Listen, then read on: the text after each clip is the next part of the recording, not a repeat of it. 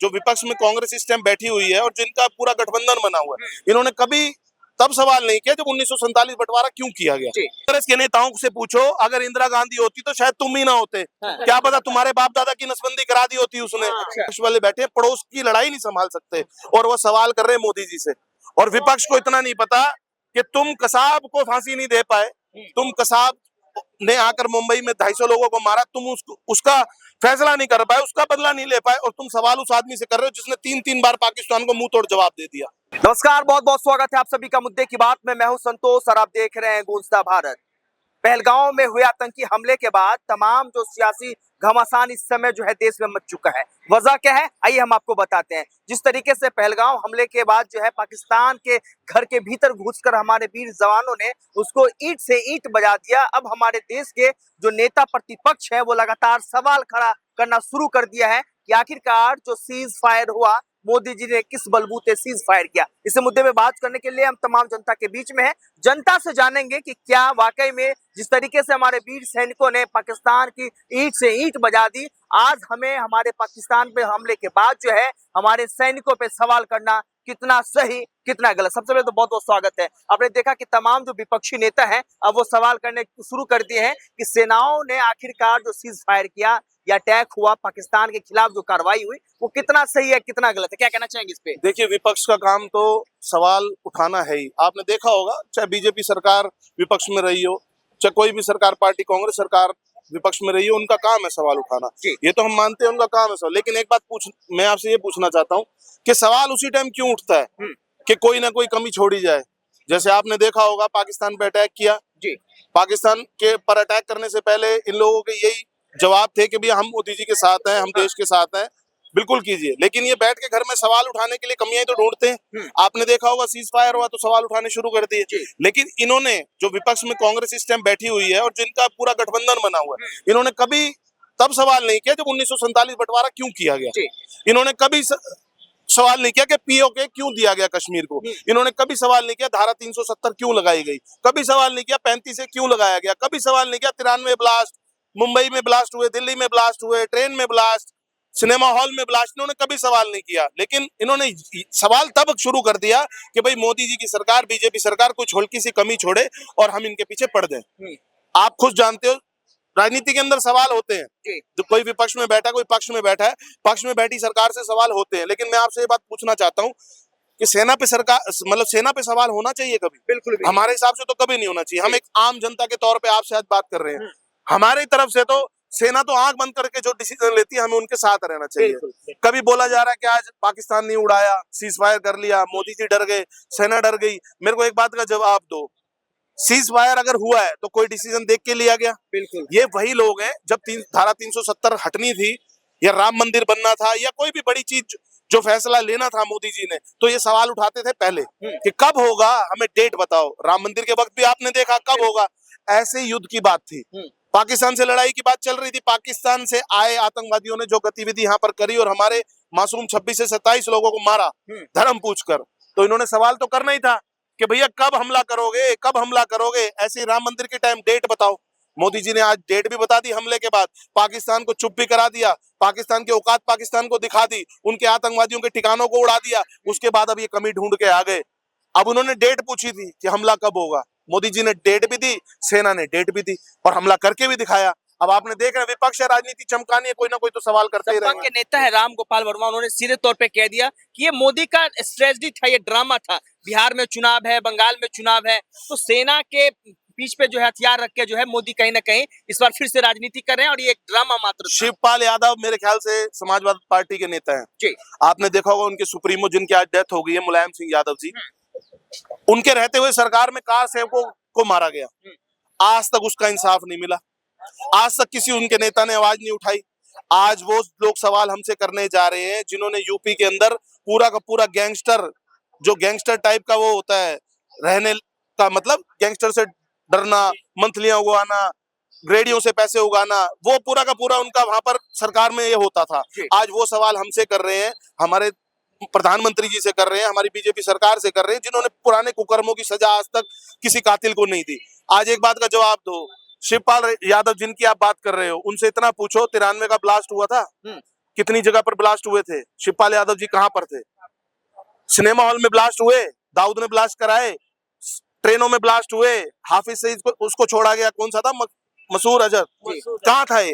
नहीं, शिवपाल यादव और ये विपक्ष में बैठे हैं, तो इन्होंने बीजेपी तो सवाल करना है, और सवाल भी नाजायज करना है, जो कि सेना को लेकर हो रहा है।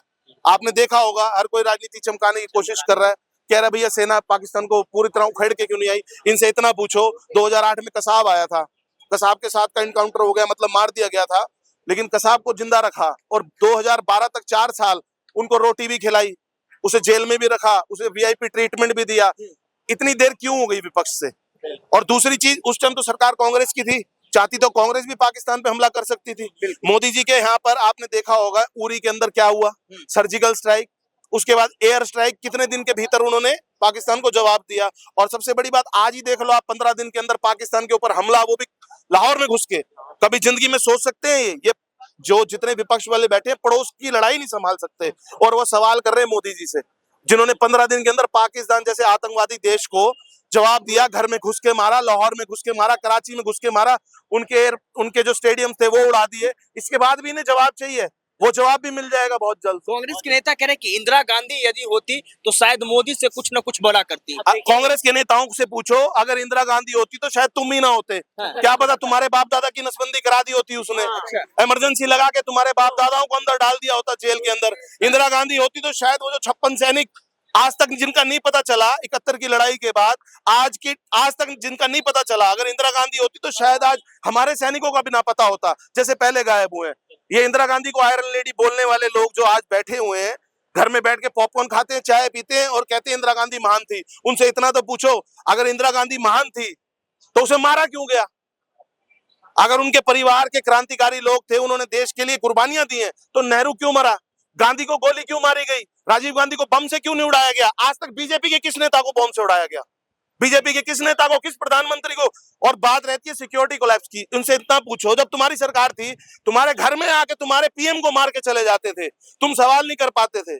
इंदिरा गांधी को घर में ही तो मारा गया, महात्मा गांधी को सब लोगों के बीच में मारा गया, राजीव गांधी को बॉम्ब से भी लोगों के बीच में। उस टाइम सिक्योरिटी कोलैप्स क्या होता था? आज मोदी जी से सवाल उठाते हो सिक्योरिटी किसकी जिम्मेवारी है? अरे पड़ोस में किसी को कोई मार जाएगा, सिक्योरिटी मोदी जी लेंगे?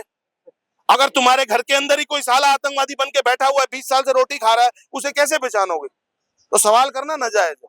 ट्रंप को लेकर भी सवाल खड़े किया जा रहा है, कहा जा रहा है कि ट्रंप को आखिरकार क्या अन पड़ी कि वो भारत और पाकिस्तान के युद्ध के बीच में हस्तक्षेप करने के लिए आ गया। देखिए, कोई ना कोई, हर कोई इंसान चाहता है युद्ध ना हो।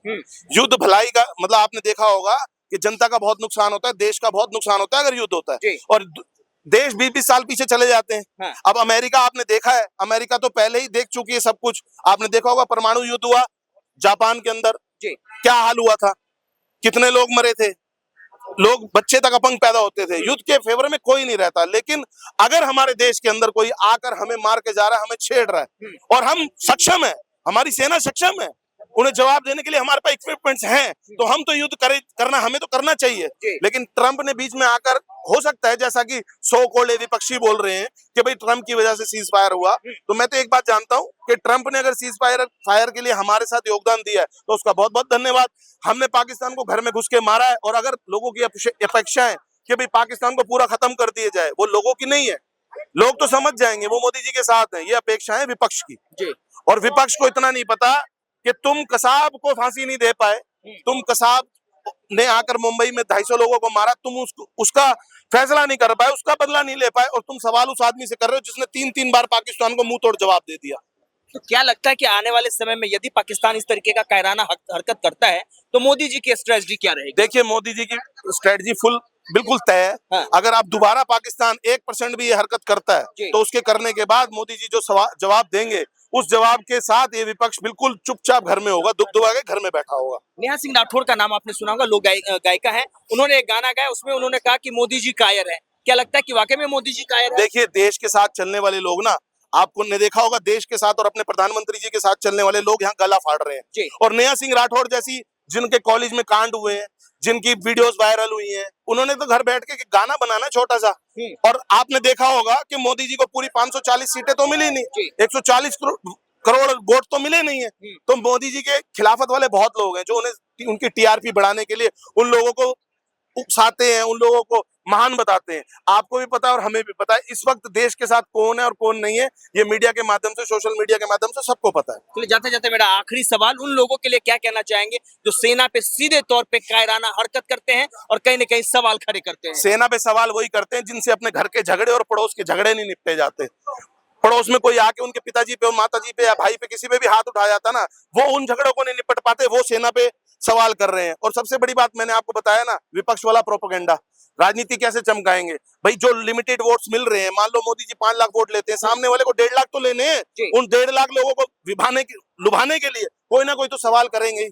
उनका काम है, घर में पॉपकॉर्न खाओ, टीवी देखो, न्यूज चैनल देखो और फेसबुक पर मैसेज डाल दो, उनका तो यही काम है। उन्हें देश से कोई मतलब थोड़ी है। चलिए बहुत बहुत धन्यवाद, हमसे बात करेंगे। तो आशुतोष, ये तमाम चीजें हैं पहलगाम हमले को लेकर, जिस तरीके से लगातार जो है खबरें आ रही है कि सेनाओं पर जो है सवाल पूछे जा रहे हैं। बहरहाल इस वीडियो को देखने के बाद आपकी क्या प्रतिक्रिया है, हमें कमेंट बॉक्स में जरूर बताएं। और देश दुनिया के तमाम खबरों के लिए बने रहे मेरे यानी संतोष के साथ गूंजता भारत, दिल्ली।